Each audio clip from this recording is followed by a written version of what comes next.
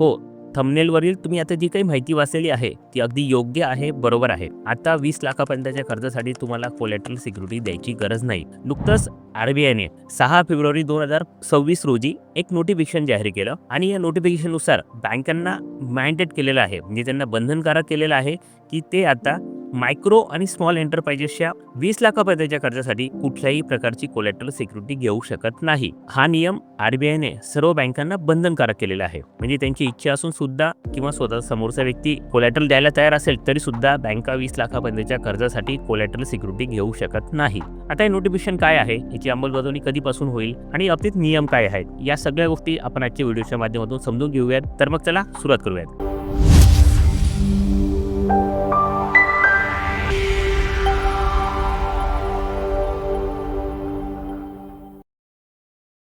नमस्कार, मी देवेंद्र मधुकर सूर्यवंशी आपले स्वागत करतो आजच्या व्हिडिओमध्ये. रिझर्व्ह बँकेने 6 फेब्रुवारी 2026 रोजी जे काही नोटिफिकेशन जाहीर केलं त्याच्यानुसार यापुढे म्हणजे 1 एप्रिल 2026 पासून जे काही कर्ज नवीन रिन्यू होतील किंवा नवीन दिले जातील या सगळ्यांना 20 लाखापर्यंतच्या कर्जासाठी कोलॅटरल सिक्युरिटी द्यायची गरज नाहीये. आणि लक्षात घ्या की हा फक्त नियम बँकेने जाहीर केला आहे असं नाहीये, ते यांनी स्पष्ट सूचना दिलेल्या आहेत, सगळ्या बँकांना बंधनकारक केलेल्या आहेत. त्यातली वर्डिंग मी तुम्हाला वाचून दाखवतो. त्यामध्ये त्यांनी असं स्पष्ट म्हटलेलं आहे की banks are mandated not to accept collateral security in the case of loan up to 20 lakh. जे 20 लाखापर्यंतच्या कर्जासाठी ते कोलॅटरल सिक्युरिटी घेऊ शकत नाही. हे स्पष्ट सूचना सर्व बँकांना रिझर्व्ह बँकेने दिलेली आहेत. आणि दुसरी महत्त्वाची गोष्ट, आपण PMETP म्हणजे प्रधानमंत्री रोजगार निर्मिती कार्यक्रम या कर्जासाठी सुद्धा हा नियम लागू असेल. या अंतर्गत सुद्धा जे 20 लाखापर्यंतचं कर्ज दिलं जाणार आहे त्यासाठी आपल्याला कोलॅटरल सिक्युरिटी द्यायची गरज नाहीये. जर एखाद्या व्यक्तीचे आर्थिक व्यवहार चांगले असतील, त्यांचा ट्रॅक रेकॉर्ड चांगला असेल, सिबिल स्कोर चांगला असेल,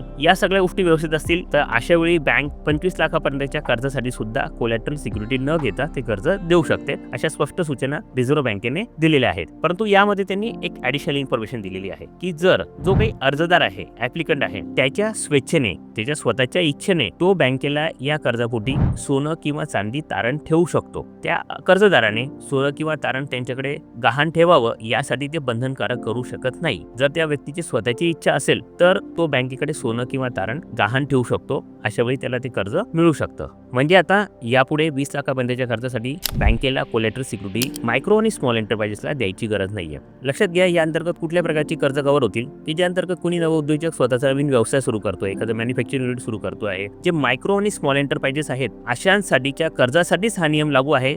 बाकी इतर कर्जांसाठी हा नियम लागू नाही. ही इथे गोष्ट लक्षात घ्या. तसेच आर-बी-आयने या गोष्टीसाठी इथे स्पष्टता सुद्धा दिलेली आहे की या कर्जासाठी म्हणजे 20 लाखापर्यंतच्या कर्जासाठी जो काही अर्जदार आहे किंवा जो कर्जदार आहे तो कुठल्याही प्रकारची कोलॅटरल सिक्युरिटी देणार नाहीये. आणि समजा त्या व्यक्तीने त्या कर्जाची परतफेड केली नाही, अशा वेळेस बँकेचं नुकसान होऊ शकतं. यासाठी आर-बी-आयने त्यांना क्लिअरली इन्स्ट्रक्शन दिलेले आहेत की ते क्रेडिट गॅरंटी योजनेचा फायदा या अंतर्गत घेऊ शकतात. जसं की 20 लाखापर्यंतच्या कर्जासाठी मुद्रा योजनेअंतर्गत सुद्धा आपल्याला क्रेडिट गॅरंटी उपलब्ध होते. ॲग्रिकल्चर इन्फ्रास्ट्रक्चर फंड ही एक योजना आहे, CGTMSE योजना आहे किंवा डेअरी डिपार्टमेंटच्या सुद्धा काही योजना आहेत की ज्या अंतर्गत बँकांना क्रेडिट गॅरंटी उपलब्ध होते जे काही ॲप्लिकंट आहेत त्यांच्या कर्जासाठी. या क्रेडिट गॅरंटीच्या माध्यमातून जर ते कर्ज भविष्यात बुडालं तर बँक या क्रेडिट गॅरंटीमधून आपली कर्जाची रक्कम वसूल करू शकते. म्हणजे या अंतर्गत बँकांचं सुद्धा नुकसान होणार नाही. जे कर्जदार आहेत त्यांना सुद्धा विदाउट कोलॅटरल सिक्युरिटी लोन मिळेल. सगळ्या गोष्टी योग्य पद्धतीने अंमलबजावणी होऊ शकते. परंतु सध्या यांची फक्त नोटिफिकेशन काढलेलं आहे. सगळ्या बँका या गोष्टी कशा पद्धतीने राबवतात ही गोष्ट आपल्याला पाहावं लागेल. 1 एप्रिल 2026 पासून याची अंमलबजावणी सुरू होणार आहे. तोपर्यंत आपल्याकडे अवकाश आहे. रिझर्व्ह बँकेने तुर्तास हे नोटिफिकेशन